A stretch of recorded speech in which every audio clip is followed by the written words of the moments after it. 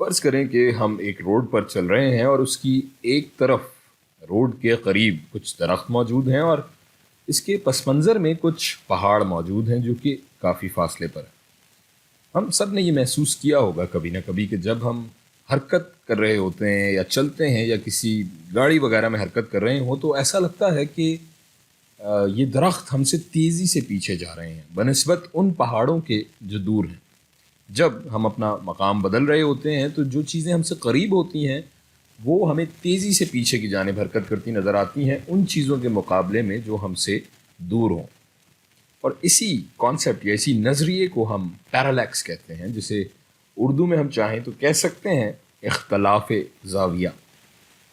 اس video میں ہم دیکھیں گے کہ پیرالیکس کی مدد سے ہم کیسے معلوم کر سکتے ہیں کہ کچھ ستارے ہم سے کتنی دوری یا فاصلے پر موجود ہیں۔ وہ کہ اس طریقہ کار کے ذریعے صرف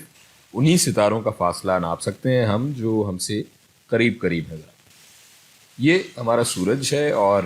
یہ ہماری زمین ہے جو اس سمت میں گھوم رہی ہے، اور یہاں ہمارے پاس یہ وہ ستارہ ہے جو کہ ہمارے نظام شمسی سے باہر کہیں موجود ہے اور جس سے ہم اپنا فاصلہ، سورج کا فاصلہ ناپنا چاہتے ہیں۔ ہم زمین کی سطح پر کچھ یہاں کہیں ہیں، اسے ہم الگ سے بھی بنا لیتے ہیں۔ کچھ اس طرح فرض کریں یہ میرا گھر ہے اور یہ یہاں میں ہوں، اور میں یہاں سے اوپر کی جانب دیکھ رہا ہوں آسمان میں، اور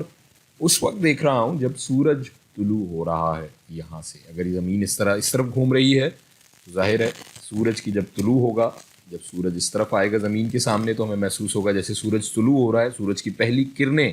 جب زمین پہ پڑیں گی تو یہ ایک طرح کا سمجھ لیں ریفرنس پوائنٹ ہے کہ سورج کی پوزیشن جب یہاں ہے تو ہم آسمان کی طرف اس ستارے کی جانب دیکھ رہے ہیں۔ تو اس موقع پر یہ ستارہ تھوڑا سورج کے قریب ہوگا اور ہمارے بائیں جانب ہوگا اس اینگل یا اس زاویے پہ۔ اب فرض کریں کہ 6 مہینے گزر گئے اور اب ہم سورج کے اس طرف اپوزٹ سائڈ مخالف سمت میں آ گئے ہوں گے اب تک، تو اب کیا ہوگا؟ زمین تو اسی محور میں اسی سمت میں گھوم رہی ہے، تو جب ہم یہاں تھے تو ہم نے ریفرنس پوائنٹ لیا تھا کہ جیسے ہی سورج ہمیں نظر آئے تو اس وقت ہمیں طلوع ہوتا محسوس ہوا تھا۔ اب ہم اس طرف ہیں تو جیسے ہی ہمیں سورج نظر آئے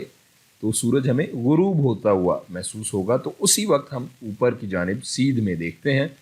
جہاں یہ لکیر بنی ہوئی ہے، تب یہ ستارہ ہمارے نقطۂ نظر سے ہماری دائیں جانب ہوگا کسی زاویے پر۔ اور اگر ہمارے پاس اچھے ایکوریٹ آلات اپریٹس موجود ہے، اکوپمنٹ موجود ہے، تو ہم اس زاویے کی، اس اینگل کی پیمائش کر سکتے ہیں جہاں ستارہ پہلے تھا اور پھر جہاں 6 مہینے بعد تھا۔ تو اسے ہم 2 ٹائمز تھیٹا کہہ سکتے ہیں۔ اگر یہ اینگل تھیٹا ہے تو اس کو ہم 2 ٹائمز تھیٹا کہہ سکتے ہیں۔ وہ اس لیے کہ یہاں پہ اگر ہم ایک زاویے کو تھیٹا کا نام ہم نے اگر دیا تو ہمارے پاس یہاں 2 زاویے موجود ہیں،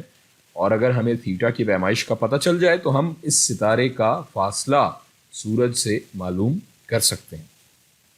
اگر ہم یہ دوسرے زاویے کی بات کریں جو یہ تھیٹا کے ساتھ اس کے برابر میں اس کے علاوہ ہے، اس کے ایڈجیسنٹ ہے، تو وہ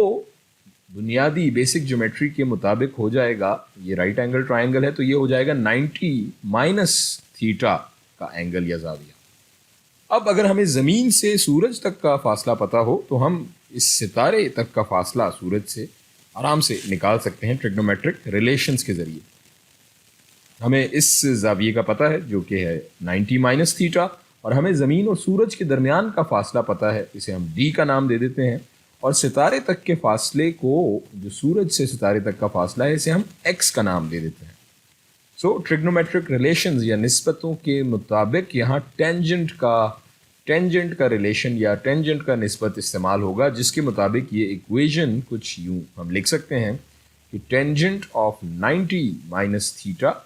از ایکول ٹو یہ ایکس بٹا ڈی۔